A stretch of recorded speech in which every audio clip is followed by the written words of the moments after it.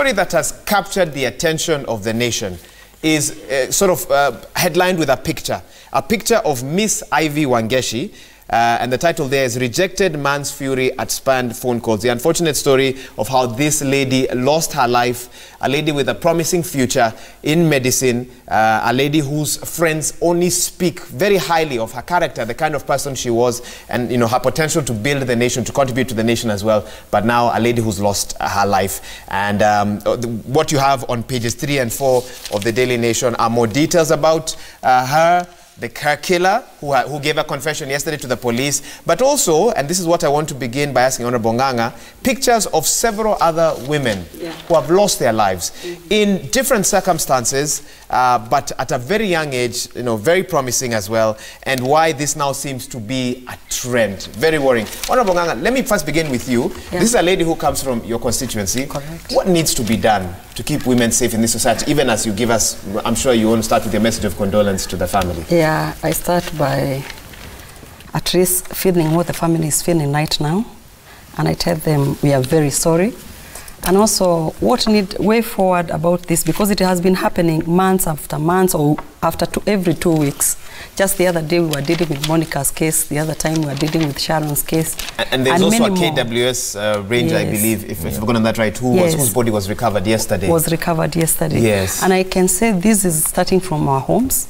Our family institution has collapsed. And parents think they know their children, they don't. Because if you hear the mother of the boy who killed this girl the day before yesterday, is saying that he's a humble man, gentleman, he has brought him well. But I think parents don't know their children anymore. I think we need to converse more at the family institution, because I think that's why we are losing it. Either you don't know your children, you don't talk much, you don't relate much, so their anger is within. And also I would want to address the men. It doesn't mean because I reject you or we are not, because this gentleman from his confession yesterday, he says that he sent her money for birthday. That is his word against her. She's already dead, she cannot tell us whether it is true or false. Even if you're annoyed with somebody, how much can you pay? How much can you say you want to kill somebody because I have paid this amount of money to you? Now you belong to me, or I can take you alive because of this or that. I want to say that I think things need to be done. Relationship also, people need to be very careful about the relationship you're getting yourself into. From what we are learning from these ladies, that they have known each other with a gentleman for quite many years. Some reports that he was a family friend. He was a family friend. They grew up together.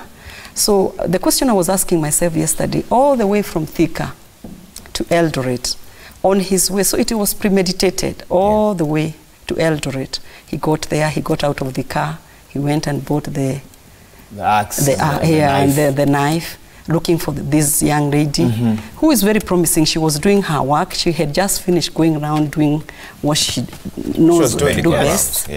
And then all of a sudden she's attacked, in front of people, by the way.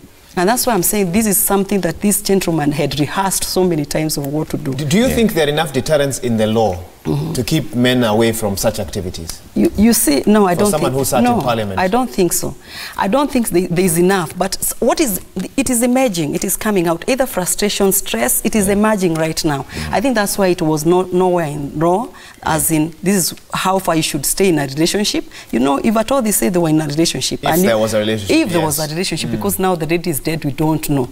And also, even if you're in a relationship and I don't pick your calls, that does not warrant you to come and kill me. Or you are not supposed to, I'm not supposed to be forced to talk to you. You know what they're trying to tell us? It's like, if I don't pick your calls, if I switch my phone, that's warrants you to come and kill me. What is emerging is very bad. Or a lady comes from, the other day we saw Monica, arrives in the house, she's murdered in the house, or Sharon, she was in a relationship. This does not warrant. Whatever is happening right now, I don't need to be put in place. But already these ladies are dead. They are dead, and I think what we need to do is, we start from the family, even at workplace. If somebody is disturbed, we need to ought to know to what extent. To what extent. Dr. Sam, this moral decay in the society that we're seeing now, where is it emanating from and how can it be fixed? Well, because I don't want to get into the merits of this particular case. It's an ongoing case, but we've seen these instances a lot of times.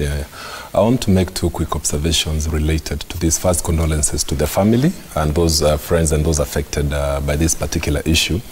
But the first one is, looks like there's a lot of anger and frustration in society, and people don't know how to channel or deal with these things. And I want to support that, maybe starting from the family level, and all the people who are involved in the development and welfare of people, including children, right from a young age, should actually, you know, pull their way together so that we see how to address some of these things. And people learning basically how to manage their emotions, their frustrations, their anger and reaction to some of these things, because the incidences seem to be increasing. And at times when you look, the issues involved, basically there are things that could be sorted out if people would speak out maybe more openly, if people could try to be, their brother's keeper, if people would be, conversing, because like she said, the parents did not know or did not think that their son would be capable of such a thing. But I'm concerned about a second issue, and this is the speculation, the unfortunate comments going around on social media especially, because this, in essence, is defiling the memory of the dead, somebody who is not there to defend themselves. And another trend, and this is my concern, Trevor, as a country, we seem to be very good at shaming, victims.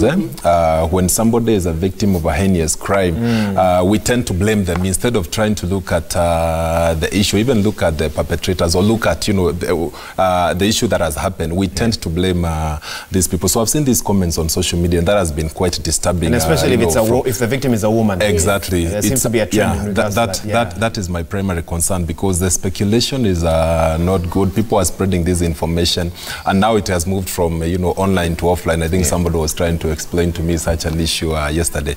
That is my concern, and I think it should stop, and we should be worry and try to respect the memory of people who especially where we have no way of verifying these things. Okay. Alphonse, one of the biggest concerns by some parties has been the way in which media also frames such, I don't want to say stories, because this is not a story. This is a real person who has lost their life, so I'm trying to look for the right words to use. But just the role that media can play in also fighting this war of keeping people safe.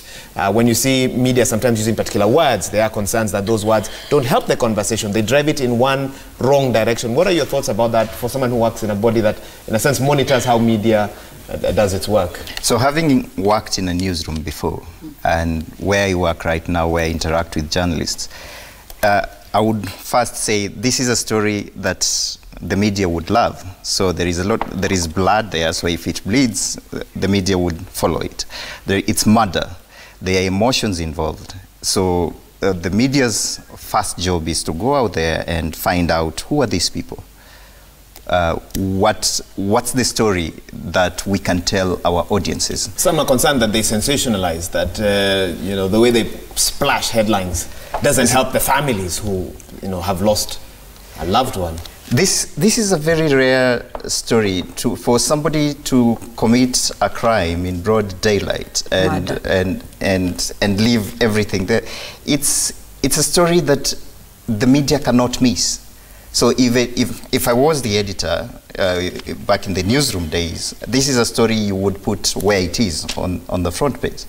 And the reason you would do that is it's not because it's a story you want to tell, it's something you want to sensationalize. It's something you want your audiences to relate to, that these things are happening in society. These things must be taken seriously. So there essentially, is a problem. Yes, essentially what the editors and journalists, the decision making for this story to get the prominence it is getting, I would think they are looking at it as this is something that should be mainstreamed, if I would use that word, in the policy conversation, in the social conversation. So that's why they are putting it prominently. Okay. The framing might be a problem in the way, but how people understand a story, there are so many things involved. So it's not something I would fault the media or journalists involved in this story. All right, I want to get your quick comment